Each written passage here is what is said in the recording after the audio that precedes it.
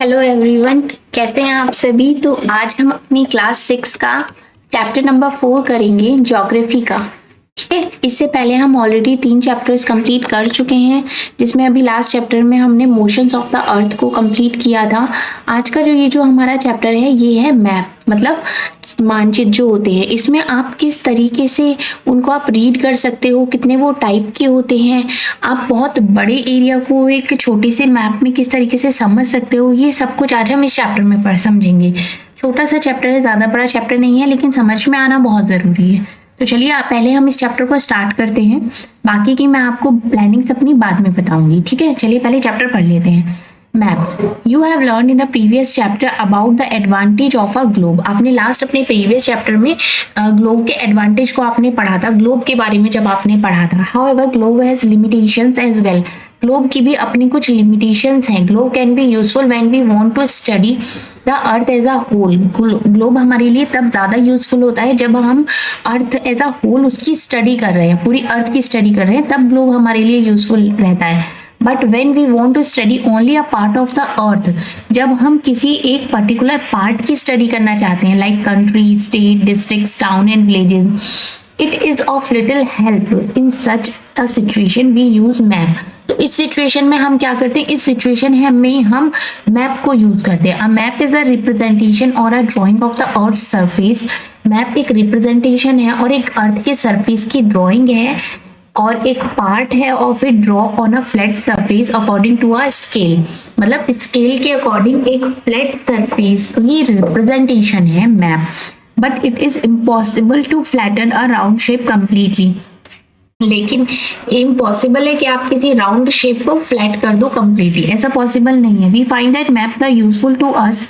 Map हमारे लिए useful होते हैं फॉर वेरियस पर्पसेस, बहुत सारे पर्पस के लिए।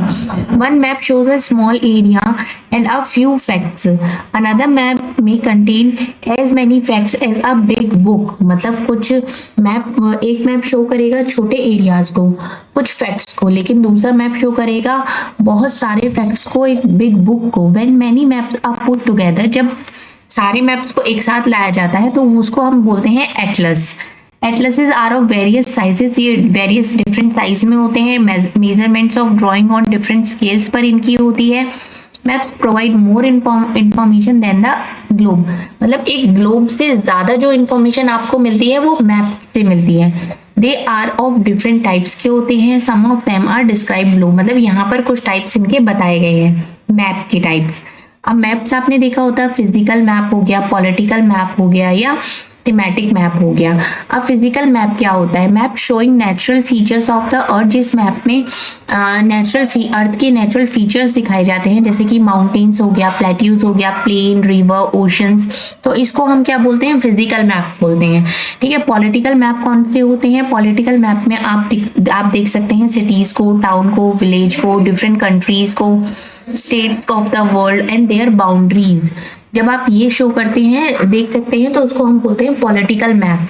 उसके बाद आता है thematic map. Some map focus on specific information. कुछ ऐसे मैप होते हैं जो एक स्पेसिफिक इंफॉर्मेशन पर ही फोकस करते हैं, जैसे कि रोड हो गया, रेनफॉल मैप हो गए, map showing distribution of forest के डिस्ट्रीब्यूशन को शो करते हैं, इंडस्ट्रीज को शो करते हैं। उन मैप को हम थीमेटिक मैप्स बोलते हैं। Suitable titles are given on the basis of information provided these map। In map में जो इंफॉर्मेशन दी होती है। There are 3 components of map। अब मैप के 3 components होते हैं। पहला इसमें होता है डिस्टेंस, दूसरा होता है डायरेक्शन, और तीसरा होता है सिंबल। अब हम पहले ये समझ लेते हैं डिस्टेंस क्या होता है। Maps are drawing which reduce the entire world on a part of it. मतलब मैप क्या होता है कि इस तरीके से ड्राइंग होती है जो पूरे वर्ल्ड को रिड्यूस कर देता है एक शीट ऑफ पेपर में। एक पेपर में आप पूरे वर्ल्ड की मैप को देख सकते हैं। और we can say maps are drawn to reduce scales. और हम कह सकते हैं कि जो स्केल्स को भी रिड्यूस कर देता है। But this reduction is done very carefully so that the distance between the places is real.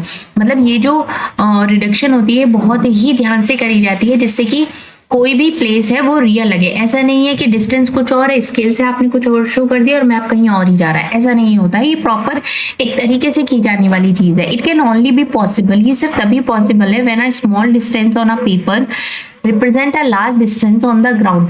मतलब क्या हो गया, ये सिंपल सा पेपर है, इसमें आपको कोई भी डिस्टेंस शो करना है। सपोज आप ये घर से इस जगह को शो कर रहे हैं, तो इसकी जो एक्चुअल में डिस्टेंस है वो सपोज 1 किलोमीटर है। एक्चुअल में डिस्टेंस 1 किलोमीटर, और यहाँ पर आपने उसको किस तरीके से रिप्रेजेंट किया है, 1 सेंटीमीटर में किया है। तो यहाँ पर आप मैप में लिखोगे 1 सेंटीमीटर इक्वल्स टू 1 किलोमीटर। तो इस तरीके से वो मैप में आपको शो करना होगा। Therefore a scale is chosen for this purpose.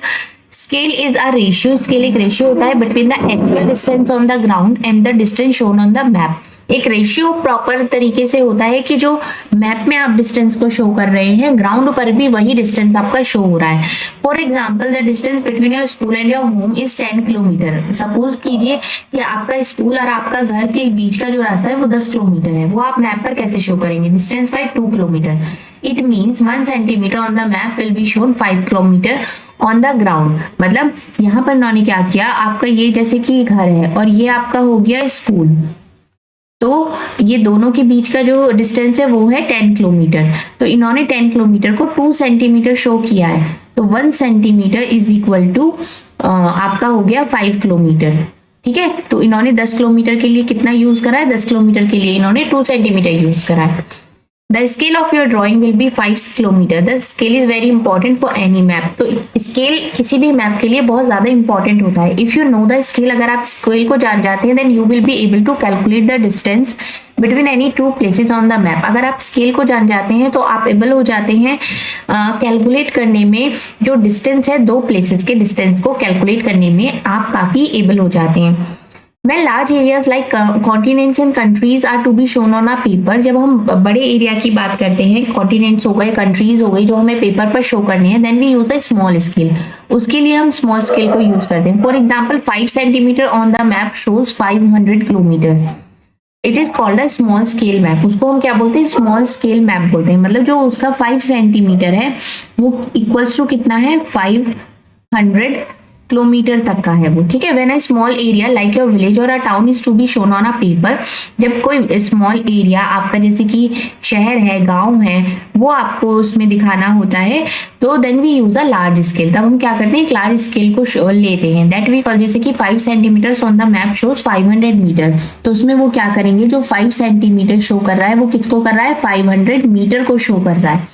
ठीक है, तो उसको क्या बोलते हैं, लार्ज स्केल मैप। उसको लार्ज स्केल मैप बोलते हैं। Large scale maps give more information than small scale map. जो लार्ज स्केल मैप है वो ज्यादा इन्फॉर्मेशन देता है as compare small scale map की। अब बात करते हैं डायरेक्शन। डायरेक्शन किस तरीके से आप रीड करते हैं। Most map contain an arrow mark with the letter N. बहुत सारे मैप पे आपने देखा होगा कि ऊपर की साइड में एन बना होता है। वो एन क्या होता है, वो होता है north direction. This arrow shows the north direction, it is called the north line. उसको क्या बोलते हैं, नॉर्थ लाइन बोलते हैं। और अगर आपको नॉर्थ लाइन का पता चल जाता है तो you can easily find the other directions like east, west, south. There are 4 major directions. तो ये क्या होती हैं, 4 मेजर डायरेक्शंस हैं। यहाँ पर ये जैसे कि एक मैप भी दिया हुआ है, एक विलेज का मैप है ये। ठीक है, तो यहाँ पर आप रीड कर सकते हैं इसको। They are called cardinal points. उनको इन डायरेक्शंस को क्या बोला जाता है, कार्डिनल पॉइंट्स बोला जाता है। अदर 4 इंटरमीडिएट डायरेक्शंस आर, इससे अलग इंटरमीडिएट डायरेक्शंस भी होती है। जैसे कि ये तो हो गई कार्डिनल पॉइंट्स, कौन सा, नॉर्थ, साउथ, ईस्ट और वेस्ट, ये हो गए कार्डिनल पॉइंट्स। लेकिन अगर इंटरमीडिएट डायरेक्शंस की बात करी जा रही है तो हो गया north east, south east, south west and north west, ये हो गई इंटरमीडिएट डायरेक्शंस। ठीक है, we can locate any place more accurately when the help of these intermediate direction. हम किसी भी प्लेस की लोकेशन को इन इंटरमीडिएट डायरेक्शन की हेल्प से और भी ज्यादा अच्छे से प्लेस को फाइंड कर सकते हैं। Find out the following directions. यहाँ पर आपको एक डायरेक्शन को फाइंड आउट करना है जो कि इस मैप में दी हुई है। We can find out the direction of a place with the help of a compass. हम एक कंपास के थ्रू भी डायरेक्शन को फाइंड आउट कर सकते हैं। ये एक कंपास है। इट इज एन इंस्ट्रूमेंट, ये एक इंस्ट्रूमेंट है to find out main direction.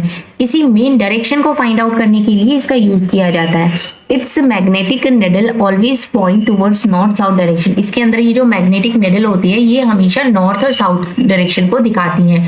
ये गोल आपने देखी भी होगी, इस तरीके की होती है, जिधर आप डायरेक्शन में जाते हैं ये उधर ही मूव करती है। ठीक है, अब यहाँ पर बात करते हैं सिंबल्स की। सिंबल्स भी होते हैं मैप में, आपने देखे होंगे। It is the third important component of a map. It is not possible to draw a map or actual shape or a size of the different features. मतलब ये पॉसिबल नहीं है कि आप नदी देख रहे हो तो नदी को ही आप मैप में बहा देंगे, ऐसा नहीं। उसके कुछ सिंबल्स होते हैं जो आप यूज करते हैं, जैसे कि buildings, road, bridge, tree, railway line और आप well. So they are shown by using certain letters. कुछ लेटर से शो किए जाते हैं, कुछ शेड से, कुछ कलर से, कुछ पिक्चर से, कुछ लाइन से। तो इनको क्या बोलते हैं? सिंबल्स बोलते हैं। The symbol gives a lot of information in a limited space. एक लिमिटेड स्पेस में जब आप सिंबल्स को यूज करते हैं तो वो ज्यादा से ज्यादा इंफॉर्मेशन देता है। With the use of these symbols, इन सिंबल्स का यूज करके maps can be drawn easily.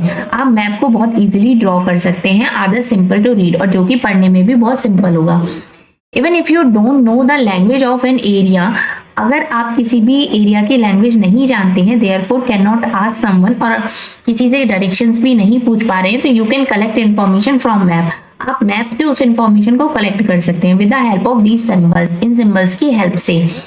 Map have a universal language, map की एक यूनिवर्सल लैंग्वेज होती है that can be understood by all, जो कि हर कोई समझ सकता है।